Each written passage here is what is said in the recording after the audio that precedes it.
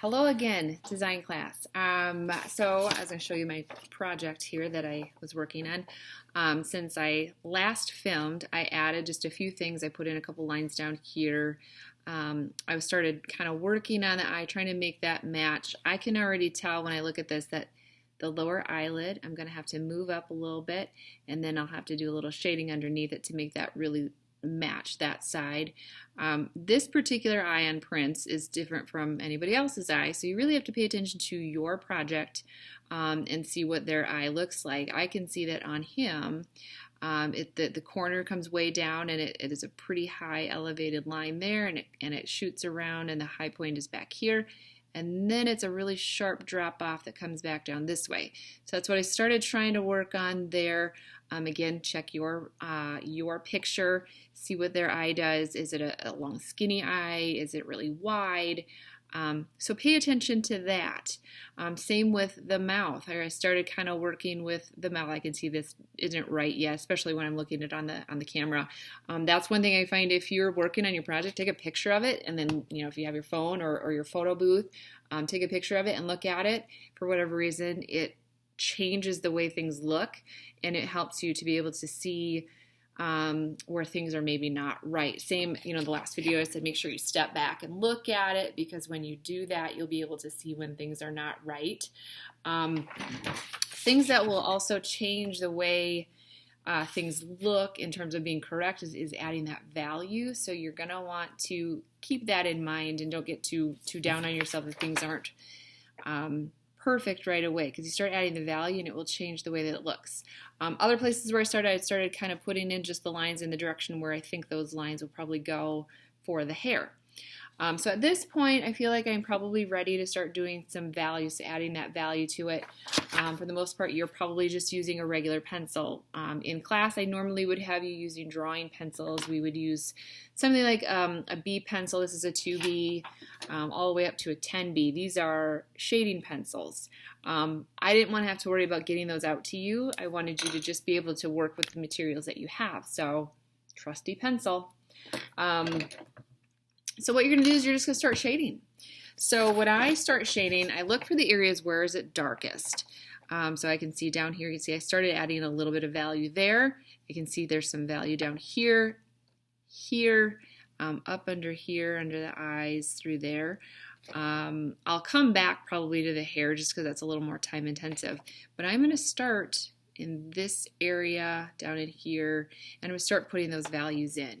So that's what I would recommend, is for you to start in those places. Now we can see those are dark. I started light just so that I could see the areas and where it's going to be the darkest, but it's not going to stay that. It's going to go a lot darker. We want to try to match this. At this point, you should have already done a value scale in your sketchbook. You have all those different values that you worked on. Even if you're just using that your trusty number 2 pencil, you should still be able to get really, really dark values. It might not be a pure black like you see on this photocopy, but you can get it really, really dark. So that's your goal, is to start shading that. When I'm shading, I usually use like the side of my pencil. I very rarely use the tip of it. And you want to be able to kind of blend it out. When I'm shading, I also shade like in circles so that I don't get those lines.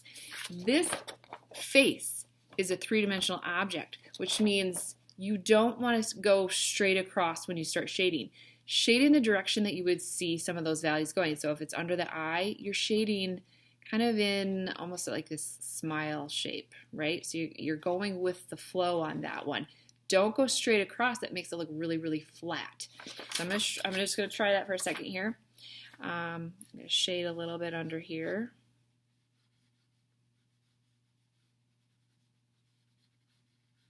Again, I got to pull this eyelid up a little bit.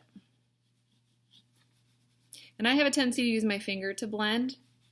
You can do that if you want. You don't have to, but I have a tendency to use my finger just to kind of get that blended out like that. One thing I can see is I have these lines on my picture. I tried really hard to get those lines off, but because I had to draw it so dark on the last video so that you could see them, I'm having trouble getting those off. Hopefully you won't have that problem, but I can still see them a little bit. Adding value will help. So We'll work with what we got here. Kind of see that. So we start at a little value there. But we got to go darker. Look under the nose here. Maybe we'll go right under the nose. Look how dark that is. We're going to go really, really dark. If I had all my drawing pencils like that 10B, I would probably go with the darkest one. Since you don't have those, use your number 2 pencil. Push really hard on your pencil to be able to get that really dark value.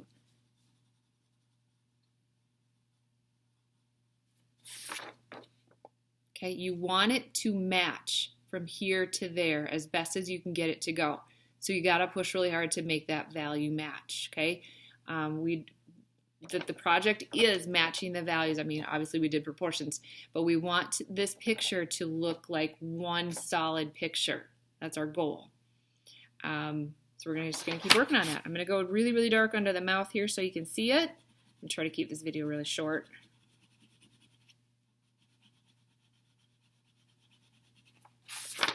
Again, we're trying to match that value if at all possible. And it looks like we're getting there, right? We're kind of getting there. Again, try to go with the flow of the face. It's a rounded object, so don't shade straight across. I'm going to add a little more value on here just so you can see it. Another thing that I use, toilet paper. I know some of our households are like, no, you can't use the toilet paper.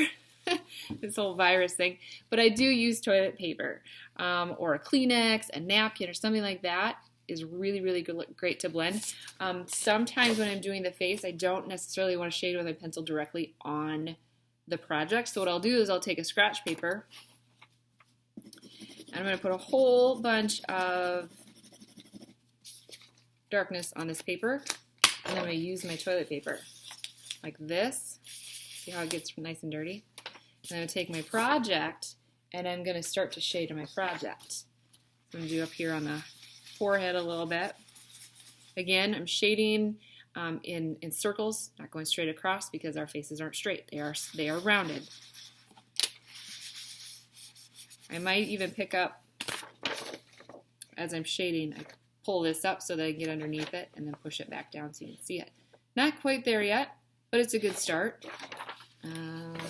Try that again. So you gotta reload.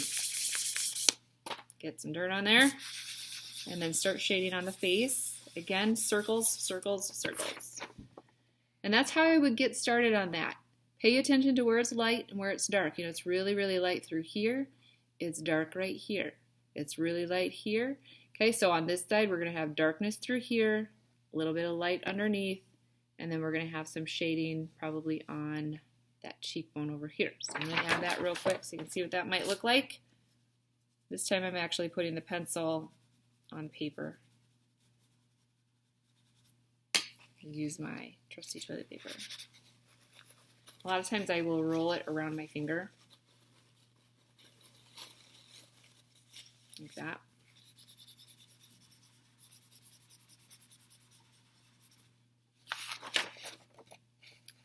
Okay.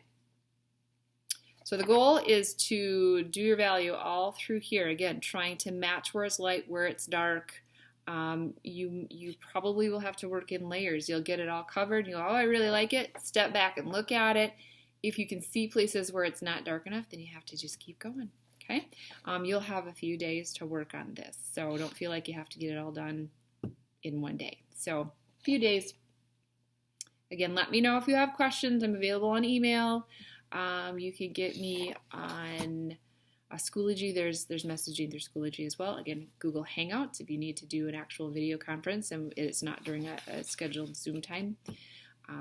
Just get a hold of me. All right. Thanks. Bye.